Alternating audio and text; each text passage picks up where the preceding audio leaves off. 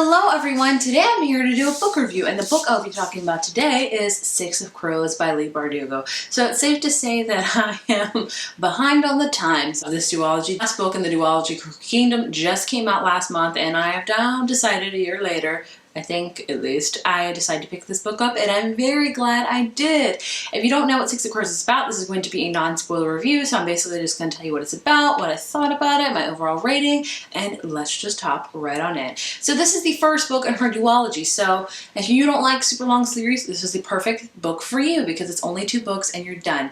If you're unfamiliar with Leigh Bardurgo, she's also written the Grisha trilogy, which is Shadow and Bone, which is the first book is Shadow and Bone. I have not read that trilogy, and if you are very apprehensive to read Six of Crows because you haven't read that trilogy, it is okay. This is kind of a companion novel to that. You can read this book separately without even ever having read the Grisha trilogy. If I'm honest with you, I don't think I ever will read the Grisha trilogy. It doesn't really sound that appealing to me, and I've heard a lot of people much prefer Six of Crows over that one. So just know that if you haven't read it and you're just very hesitant to read Six of Crows, you are safe to read this book. Trust me, you are. The book follows Kaz Brecker, who is a criminal prodigy. He is offered the chance with a lot of money to complete this heist to break into this really unbreakable place. So he gets together a band of misfits, go ahead and attempt to break into this heist. So that's what your whole gist of this whole book. So basically what I would say the main key points of this book are is it's a heist book with a bunch of criminals and a bunch of misfits, and that's it. And this is a very character-driven book, and that's not a bad thing at all. I will say the plot was amazing, but mainly we're learning a lot about our characters, and I like that. The one qualm I will say I have with this book is it took a while for me to get into.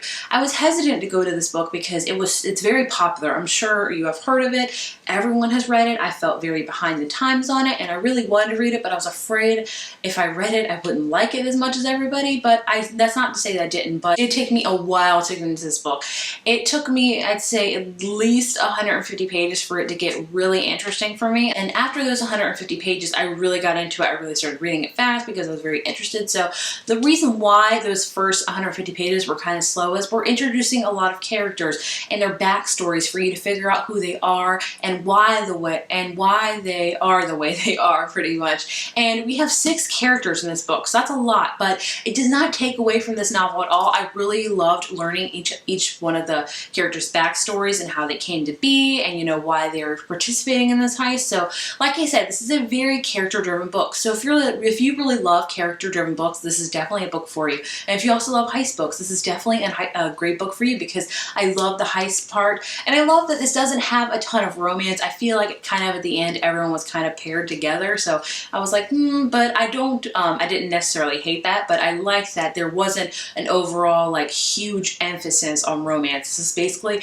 about a heist and about characters who have had a lot of hard times and all that kind of stuff. So overall, I gave this book a 4 out of 5. I think I would have given it a 5 out of 5 if it didn't take me so long to get through those first 150 pages. Like, it was a real stretch for me, and I'm glad I did because I really enjoyed it. This reminds me of The Raven Boys, and you're like, what? How?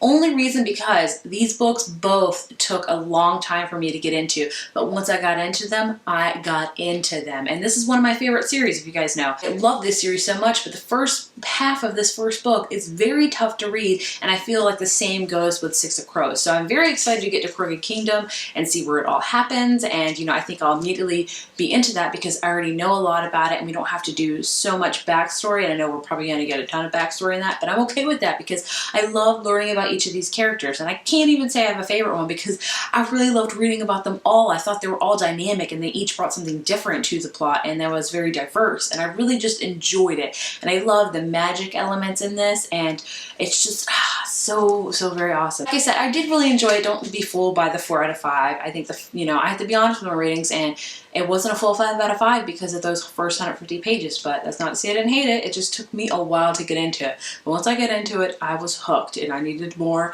Kaz Brecker in my life. So like I said, this is a very character-rich book, full of rich, amazing characters. I really love the Grisha world and how she explained it. I didn't feel like it was too much info dump in this book. I really wanted to learn more about the magic systems and and how this place came to be and just more about the Grisha world. So I loved how she wrote it, and it wasn't, you know, because sometimes you read fantasy books, it's like info dump on info dump on info dump. I think Leigh Bardurgo did a really great job in this book explaining things, but not like leaving me overwhelmed with information. Do you know what I mean? I'm so excited to read the next book in this duology, and hopefully I will get to it by the end of this year. I really, really hope so, because I need to.